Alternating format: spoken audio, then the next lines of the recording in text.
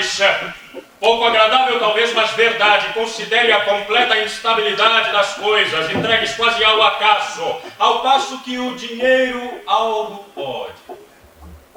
Ainda que só para alguns poucos. Isto sem esquecer que tremenda é a sua obra, levantada em tempos imemoriais, mas sempre recomeçada, porque sempre desmoronando. Joana, mesmo se eu sou bastante crítico e percussor ou quisesse saltar fora, eu seria como o inseto que deixa a luta contra a maré, transformado em nada instantaneamente, e eu me veria. E não fosse assim, teria tudo que ser demolido até o fundamento e Deus seria abolido.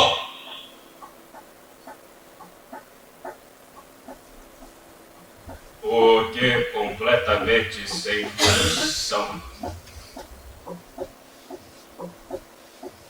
Distanciar é fazer com que o público leia historicamente aquilo. Historicamente, assim, por que aquilo aconteceu antes? O que gerou isso? Por que não foi diferente?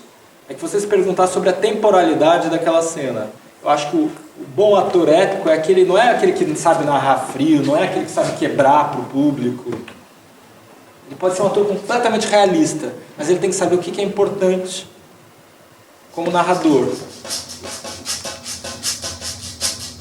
Do ponto de vista de uma bola que está num jogo qualquer, as leis do movimento são praticamente inconcebíveis. O Brecht tem um esquema de desnaturalização. E a ideia é, quando você indica para pessoas que não é natural, elas se sentem liberadas e vão fazer uma coisa que é favorável a elas. Essa é a ideia de revolução, praticamente, do Brecht. Bom, eu tenho a convicção de que esse negócio não funciona mais. Porque acho que ninguém acha que nada é natural. O que tem é que as pessoas não sabem uma saída. A ideia aí é, basta entender o problema, quer dizer, compreender o problema já é a solução. Isso historicamente se verificou falso. Quer dizer, muita gente entendeu o problema e ninguém apareceu com a solução. Então, acho que a situação de nós todos, as pessoas que se consideram de esquerda, hoje é essa. Eu acho que o discurso está cada vez mais, o discurso ideológico conservador, cada vez mais empenhado em convencer as pessoas de que o mercado é o estado natural da organização da sociedade e tal, né? Justamente porque a experiência mostra que não é ou não pode ser natural. Então, eu acho que é possível sim mostrar o caráter não natural da organização de mercado com todos os valores que ela implica. E este eu acho que é um trabalho que não é edificante, mas é anti-edificante. E nesse sentido vai corresponder a uma das exigências do Adorno. A obra de arte deve se preservar do empenho de ser edificante, porque a obra de arte edificante é a da burguesia. Vai, entrega esse dinheiro aos boinas pretas. Aceite o que lhe dão, mas saiba com que fim foi dado. Do ponto de vista marxista, a sociedade moderna ela é abstrata, quer dizer, ela é assentada sobre um processo real que faz abstração do caráter concreto das pessoas e das coisas, né? Para produzir mercadorias e para reproduzir força de trabalho em geral. Então é o salário mínimo, pouco importa para quê, enfim. Então, uma das promessas da superação do capitalismo é a de voltar a ver as pessoas concretamente, quer dizer, de saber o que tem debaixo da abstração, porque o capitalismo faz uma abstração, mas o conteúdo concreto não deixa de existir, quer dizer, as pessoas estão lá vivendo mal, vivendo bem, enfim, se queixando, as pessoas estão ali, embaixo da abstração. Bom, e a coisa do Bocarra é que o Bocarra é um craque em manipular em manipular o processo da abstração. E ele tem horror de ver o conteúdo do processo que ele manipula, né? Então ele não quer ver, a Joana diz muito bem para ele, você não quer ver as pessoas cuja cara horrorosa é produto do que você faz, né? Então a ideia de que o capitalista não quer ver os resultados do do processo que ele comanda. Isso é muito verdadeiro, isso é muito, muito verdadeiro no tempo do Brecht de hoje, né? Os bocarras de hoje, Bill Gates, como chama o atual presidente do Banco Mundial, o cara do FMI, a Condoleezza Rice, eles sabem o que estão fazendo. O pessoal lá em volta do Bush, né? Todos eles ligados a grandes empreendimentos bélicos. Eles não elegeram Bush para brincar. Então, eles sabem perfeitamente o que estão fazendo. Não é o caso da Joana, como não é o caso das ONGs. Eles não sabem que eles são funcionais a serviço desses interesses que os ultrapassam.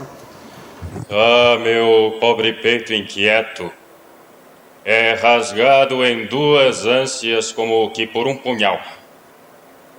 Eu quero a zona sideral da total abnegação, mas a outra ânsia puxa pela fibra comercial.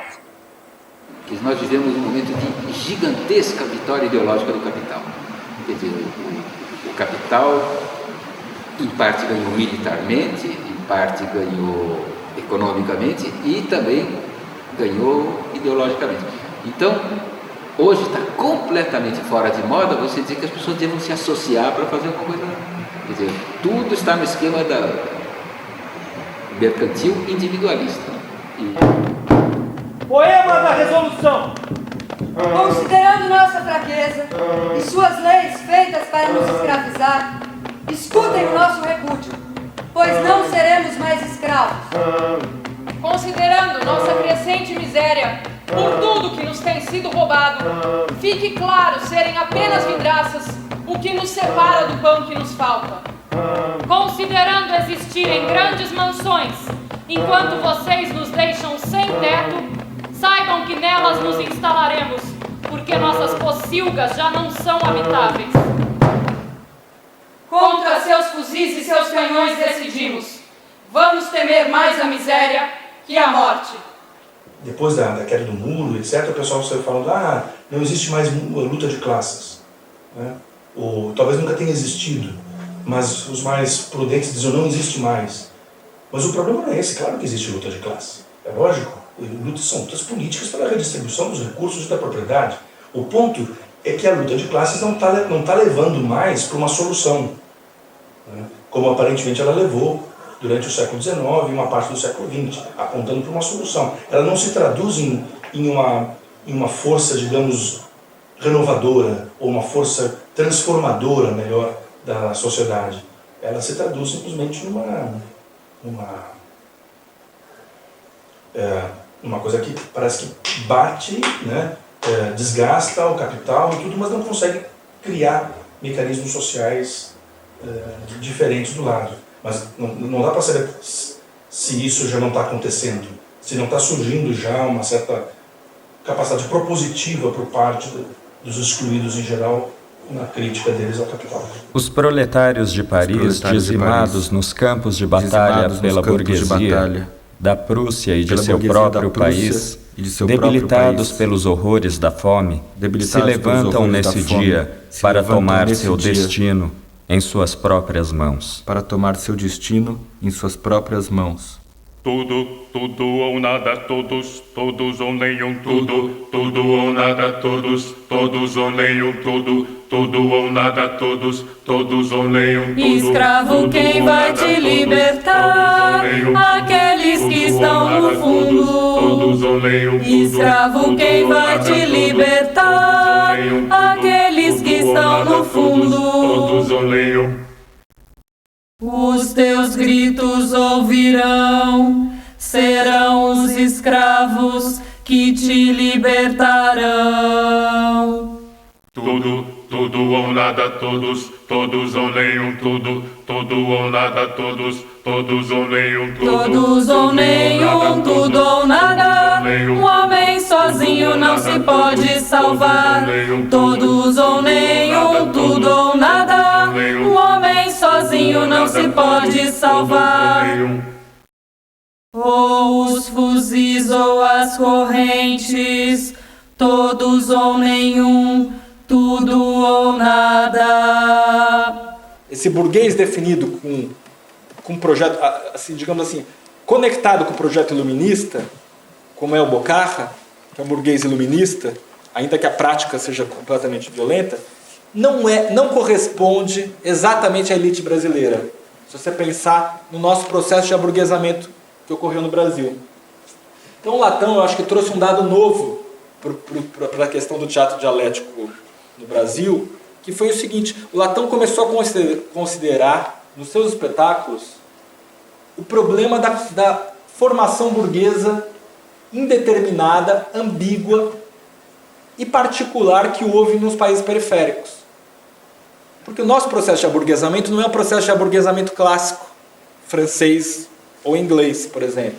Acho que a gente percebeu que, além do problema temático, que às vezes guarda uma certa semelhança com o que o Brecht propunha, historicamente nós vivemos um outro momento. E as contradições do Brasil hoje são muito diferentes do que era a Alemanha na época que o Brecht produziu a obra dele. Mas eu acho que a maior semelhança está no modo de construir esse ponto de vista sobre esses assuntos. Eu acho que quando a gente olha para a dramaturgia que a gente fez nesses 10 anos, eu acho que é possível entender um pouco melhor a história do Brasil, entender um pouco melhor certas contradições que a gente vive hoje. Né? Essa tentativa de olhar para a história, tentando entender o presente e olhar para o presente historicamente. Não vais nunca te aclimatar ao Brasil com este sentimentalismo vago. Assim vais te tornar um nada, uma vala, uma ausência, um buraco sem fundo no meio da noite. Tu ainda não existes. És uma aparência, uma triste aparência. E pagar o que deves é o teu purgatório. A dramaturgia do Brecht, você percebe que ela é construída a partir da exacerbação das contradições. À medida em que, na sala de ensaio, a gente foi percebendo nitidamente como se constrói essa dramaturgia a partir do olhar para a contradição, eu acho que isso exigiu da gente, em sala de ensaio, uma atitude mais experimental. Até porque a gente precisava passar por um processo de descondicionamento do modo como a gente via a dramaturgia. E essa atitude experimental ela não podia se dar numa mão única, vindo da parte dos dramaturgos para os atores. Ela tinha que se dar coletivamente. Outrora, em uma época sangrenta, numa cidade chamada Réproba, a Maldita, vivia um governador de nome Georges Abacheville.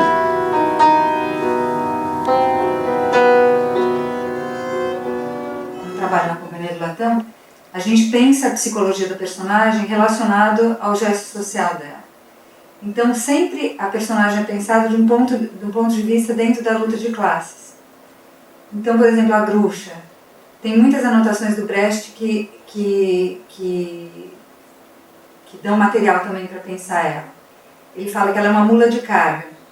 Então, que a condição dela de classe é ser uma mula de carga. Que ela é menos boa e mais crédula. Ela é mais dócil do que boa.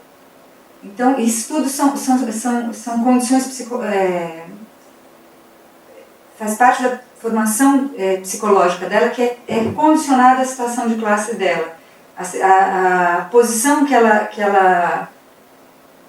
tem dentro da luta de classes. Isso determina muito como ela pensa e como ela sente em relação à criança, em relação ao amor dela, em relação ao trabalho e tal. Tem uma frase dela que eu acho muito boa, que é: ser pobre e ainda por cima sentir frio torna a gente antipático. Isso revela também que ela tem consciência da posição dela. Sussurrou Baguide, partiu para o Irã. E como ele, muitos outros partiram, que se prostravam na chuva, que maldiziam seus companheiros. estão mortos. Mas Sosso Robakid voltou para casa vivo, porque de seus companheiros ele sempre se gabava, porque sabia dar abraços, e para Sosso todo tempo era bom. Tem uma sobrecamada aí que é os questionamentos brechtianos que nunca te deixam se acomodar numa determinada cena, fórmula, maneira de fazer, jeito, trejeito, essa coisa do gesto que você falou que eu acho dificílimo a gente intuitivamente, casualmente, num processo de criação aparecer isso, mas se não for intuitivamente, casualmente, se a gente programar muito isso, acho que não sai. Então são esse convívio com a contradição não paralisante, com a contradição que te movimenta, que é o estímulo para a gente aprender e transmitir algumas coisas entre nós e dividir com a plateia.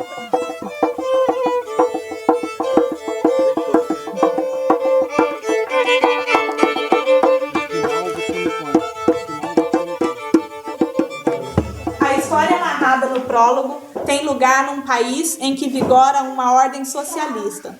O debate em torno da posse do vale, em que no passado vivia uma comunidade, é resolvido num breve tempo, em livre discussão, sem recorrer ao direito formal nem aos juízes, e se resolve de maneira satisfatória para todos, ao contrário da maioria dos casos em que a posse de um pedaço de terra se decide pelas armas. Eu queria um mundo que não existissem latifundiários. Que não tivesse briga por terras. Fosse de todos e todos tivessem o mesmo valor.